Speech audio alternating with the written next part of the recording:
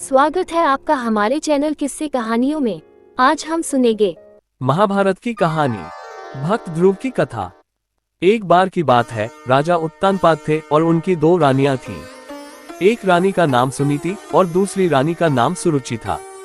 सुनीति बड़ी रानी और सुरुचि छोटी रानी थी। रानी सुनीति के पुत्र का नाम ध्रुव और रानी सुरुचि के पुत्र का नाम उत्तम था। राजा उत्तानपाद का रुझान छोटी रानी सुरुचि की तरफ ज्यादा था, क्योंकि वो दिखने में काफी सुंदर थी, लेकिन रानी सुरुचि अपनी सुंदरता पर काफी घमंड करती थी। वहीं बड़ी रानी सुनीति का स्वभाव सुरुचि से बिल्कुल अलग था। रानी सुनीति काफी शांत और समझदार स्वभाव की थी। राजा का सुरुचि की तरफ अधिक प्रेम देखते हुए रानी सुनीति दुखी रहती थी, इसलिए वह अपना ज्यादा से ज्यादा वक्त भगवान की पूजा अर्चना करते हुए बिताती थी।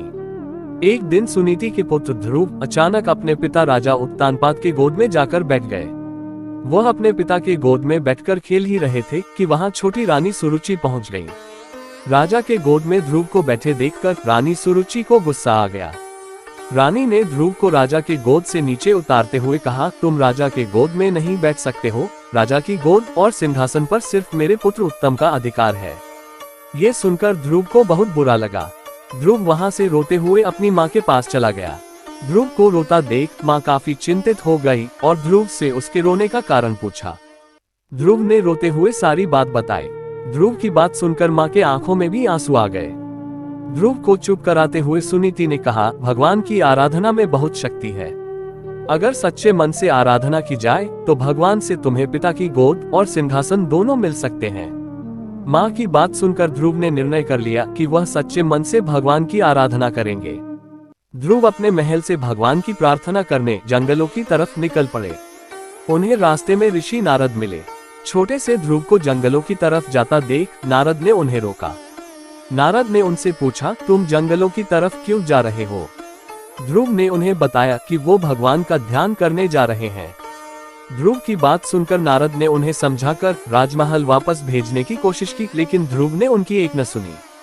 ध्रुव के निर्णय के कारण नारद ने ध्रुव को ओम नमो भगवते वासुदेवाय मंत्र का जाप करने को कहा। इसके बाद ध्रुव जंगल में जाकर इस मंत्र का जाप करने लगे। उधर नारद ने महाराज उत्तानपाद को ध्रुव के बारे में बताया। बेटे के बारे में सुनकर महाराज का मन चिंतित हो गया। वह ध्रुव को वापस लाना चाहते थे, लेकिन नारद ने कहा, ध्रुव प्रार्थना में डूब गया है और अब वह वापस नहीं आएगा। उधर ध्रुव कठोर तपस्या में लगे रहे। कई दिन और महीने गुजर गए, लेकिन ध्रुव प्रार्थना करते रहे। इस बीच ध्रुव की भक्ति से प्रसन्न होकर भगवान हरि ध्रुव के सामने प्रकट हुए। भगवान हरि ने ध्रुव को वरदान देते हुए कहा, तुम्हारी तपस्या से हम बहुत प्रसन्न हैं, तुम्हें राजसुख मिलेगा। साथ ही तुम्हारा नाम और तुम्हारी भक्ति हमेशा के लिए जानी जाएगी। ये कहकर भगवान ने ध्रुव को राजमहल की तरफ भेज दिया। भगवान के दर्शन पाकर ध्रुव भी बहुत खुश हुए और उन्हें प्रणाम कर महल की तरफ चले गए। बेटे को महल वापस आते देख राजा खुश हो गए और उनको अपना पूरा राज्य सौंप दिया। भगवान हरि के वरदान से भक्त ध्रुव का नाम अमर हो गया और आज भी उन्हें आसमान में सबसे ज्यादा चमकने वाले तारे ध्रुव तारे के नाम से याद किया जाता है। कहानी से सीख। इस कहानी से यही सीख मिलती है कि अगर धैर्य और सच्चे मन से कोई प्रार्थना करे तो उसकी इच्छा जरूर पूरी होती है।